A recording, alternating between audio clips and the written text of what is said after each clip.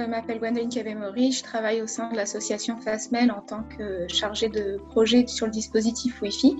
Donc le FASMEL, c'est la fondation Agir contre l'exclusion et on travaille sur différents champs d'action comme le territoire, l'emploi et l'éducation pour faire le lien entre nos bénéficiaires et le monde professionnel. Donc, au sein de cette structure, je travaille au service éducation pour mener des dispositifs avec les collégiens et les collégiennes pour leur faire découvrir l'entreprise, les collaborateurs et collaboratrices, les différents métiers et travailler sur leur orientation. Ça a été une période assez particulière pour moi. C'était bizarre de me retrouver enfermée un peu à la maison tous les jours. Et moi, je pense comme tout le monde, ça a été difficile, mais je pense qu'on a tous su rebondir et retrouver du lien avec nos équipes aussi. Donc nous, on a eu la chance d'être en télétravail pendant tout le confinement et de ne pas avoir perte d'activité, ce qui a permis de garder le rythme, de pouvoir travailler avec nos collègues. On a pris du temps à travailler sur des projets qu'on avait un peu mis de côté, notamment la réharmonisation de nos outils de communication. Donc on est resté vraiment assez soudés à travailler sur de nouveaux outils comme Teams et Zoom pour nos réunions. Donc l'avantage, c'est qu'on a pu même mieux s'organiser peut-être que d'habitude, où on court dans tous les sens, chacun de nos côtés sur nos projets. Après, au niveau de notre structure, on a vraiment choisi de garder le lien avec nos bénéficiaires, avec les entreprises avec lesquelles on travaille et nos partenaires. Donc on a, en tout cas sur mon projet que je coordonne, on a demandé aux jeunes s'ils étaient partants pour continuer à distance le dispositif et on a eu beaucoup de retours positifs par rapport aux collégiennes qui ont souhaité vraiment pouvoir continuer ce projet. Donc ça a vraiment permis une bouffée d'air frais de pouvoir continuer nos ateliers comme ça à distance. Elles étaient contentes, elles avaient une bonne dynamique. Du coup, moi, ça m'a permis d'avoir un confinement assez serein et assez positif au final sur ma manière de travailler. On travaille sur différents projets d'éducation. Donc avec mes collègues, on travaille sur un dispositif qui sont plutôt sur l'égalité filles-garçons. Donc on a le projet des filles ont le sens de l'orientation et le projet Wi-Fi que je détaillerai un peu plus tard. Les filles ont le sens d'orientation, c'est un dispositif avec des marraines d'entreprise qui viennent travailler sur l'orientation des jeunes filles. Donc c'est des collégiennes de 4e qui vont être sensibilisées à différents métiers, à la découverte de leur propre projet d'orientation, qu'est-ce qu'elles aimeraient comme métier, quelles sont leurs compétences, leur appétence en fait pour le milieu professionnel dans lequel elles vont s'orienter. Ensuite, on a plutôt une partie où on va plus travailler sur les stages en entreprise.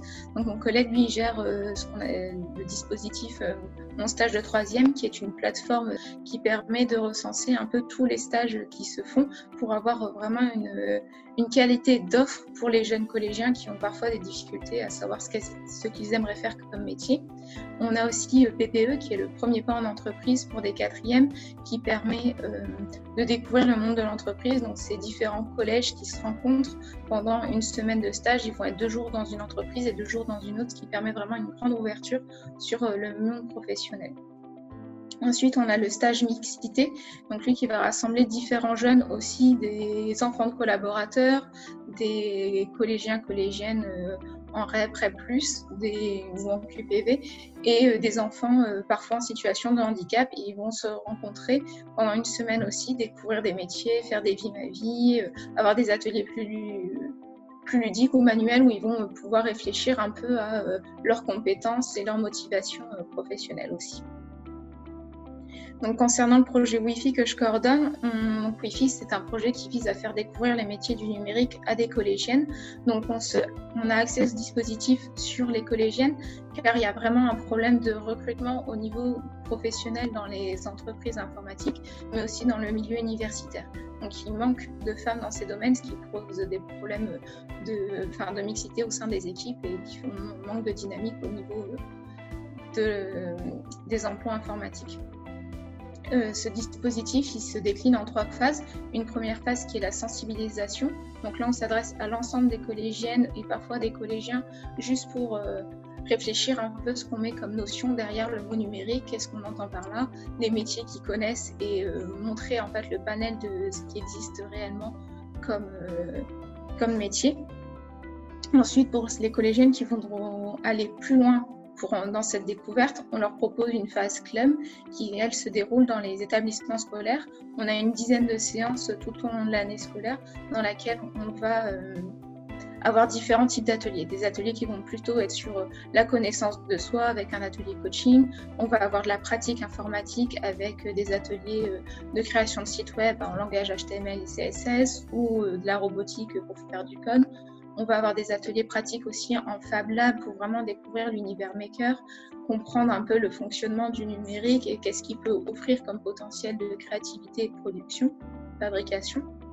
On va avoir des ateliers un peu plus sur la rédaction d'articles pour travailler un peu les côtés communication avec le blog Wi-Fi. Et surtout, on va avoir des témoignages de professionnels et des visites d'entreprises qui vont vraiment pouvoir connecter en fait leur apprentissage et leurs connaissances. Et enfin, la troisième phase, c'est pour celles qui veulent encore aller plus loin dans cette découverte et qu'ils ont réellement envie de s'orienter dans ce milieu. On va proposer des promotions de Wi-Fi. Et donc, là, cette année, on a mis en place 2 promotions donc, qui étaient sous forme de stages collectifs en partenariat avec l'Université de Lille. Donc, on a été accueillis par 2 entreprises qui étaient GFI et Acteos qui nous ont permis pendant une semaine en fait, d'être dans leurs locaux, de pouvoir travailler sur les ordinateurs pour apprendre à coder en langage Python et avec Processing. À la suite de ça, les jeunes filles ont créé chacune, elles ont fabriqué un objet avec une découpeuse laser. Et à la fin de la semaine de stage, on prépare une petite restitution avec les partenaires, les professionnels, les parents et les professeurs, afin que les jeunes filles puissent aussi apprendre à s'exprimer à l'oral et présenter tout ce qu'elles ont fait pendant leur semaine de stage. Donc, au sein du projet Wi-Fi, on intervient sur les quartiers politiques de la ville, comme à Oisem, à Moulins. On intervient aussi dans les quartiers des Oliveaux, à Los, au collège René Descartes, à la Bourgogne, à Tourcoing, avec le collège Pierre Mendès France. On a Waterloo avec Pablo Neruda, dans le quartier de Beaulieu. On a également Gambetta à Nice-les-Lanois, dans le quartier de Longchamp. Donc après, certes, on intervient dans les quartiers politiques de la ville, mais on intervient aussi dans les établissements en réseau d'éducation prioritaire et en réseau d'éducation prioritaire renforcé, issus des politiques de la ville. Côté du public que j'accompagne, on est dans l'inclusion numérique et les quartiers prioritaires. Pour moi, c'est moins une question d'habitants des quartiers prioritaires, mais plutôt une question de génération du public que j'accompagne. Les collégiennes, en fait, on intervient aussi bien en QPV que hors QPV, et j'ai pu renoter en fait la même problématique souvent chez ce public-là et chez les jeunes. C'est vraiment un décalage un peu en fait entre l'outil qu'ils ont et l'utilisation qu'ils en font au quotidien. Pour expliquer un peu ma pensée, c'est surtout donc les jeunes, ils vont avoir leur téléphone, être connectés H24, ils vont surtout se servir de l'outil comme moyen de communication avec les réseaux sociaux qu'ils maîtrisent parfaitement. On voit très bien qu'ils sont capables de télécharger une application sans se poser la question de comment il faut faire. Mais dès qu'on va arriver dans des choses un peu plus institutionnelles, dès qu'on va leur demander de réfléchir en fait à l'utilisation de cet outil, à leur pratique, là, au métier aussi qui se cache derrière, là vraiment on a un décalage, un manque de connaissances et voire aussi un manque de curiosité par rapport à cet outil. Et c'est là où l'inclusion numérique, il faut que ce soit vraiment qu'il y ait un accompagnement en fait sur cet outil, sur les pratiques en fait des jeunes et au niveau du numérique. Parce qu'on a vraiment un clivage, et plus on va tendre vers ce clivage, plus on va renforcer aussi des stéréotypes qu'ont les jeunes sur les métiers, sur les pratiques, sur les peurs aussi qu'ils ont par exemple sur l'intelligence artificielle.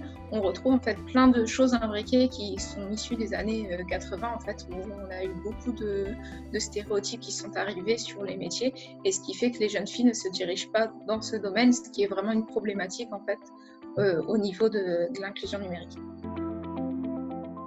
Cette période de confinement, ce qui a été vraiment compliqué, on a relevé surtout 2 grosses difficultés majeures par rapport aux jeunes publics des habitants de ces quartiers. C'est déjà la problématique d'avoir accès aux outils numériques. Donc on s'est vite rendu compte que, par exemple, pour des grosses familles, parfois certes ils possèdent un ordinateur, mais un ordinateur pour 5 pour travailler avec différents niveaux scolaires, pouvoir suivre la continuité pédagogique mise en place, ça a été très difficile. Donc il y a un partenariat qui a été mis en place avec Emmaüs Connect. Et donc nous, en tant qu'acteurs de proximité, on a pu distribuer ce matériel à ces familles qui en avaient besoin. Ensuite, la deuxième difficulté qu'on a pu relever, c'est que cette période de confinement est arrivée en fait pendant la période de vœux d'orientation des troisièmes. Et on sait déjà qu'en temps normal, s'orienter, c'est assez difficile et c'est une épreuve assez compliquée dans le parcours du jeune.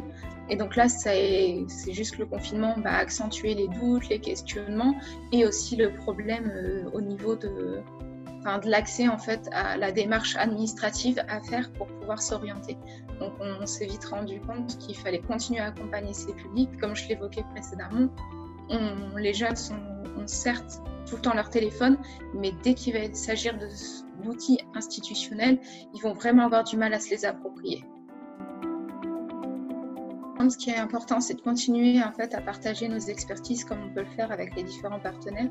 C'est vraiment de rester peut-être plus en lien que ce qu'on fait encore actuellement pour pouvoir créer des actions communes. En fait, on a tous des problématiques auxquelles on répond, mais qui se rejoignent. À un moment donné, il peut peut-être être pertinent de créer des actions qui vont être communes afin de pérenniser aussi et peut-être développer tout ce qu'on a déjà pu mettre en place en partenariat au niveau des différentes structures qui sont sur le territoire.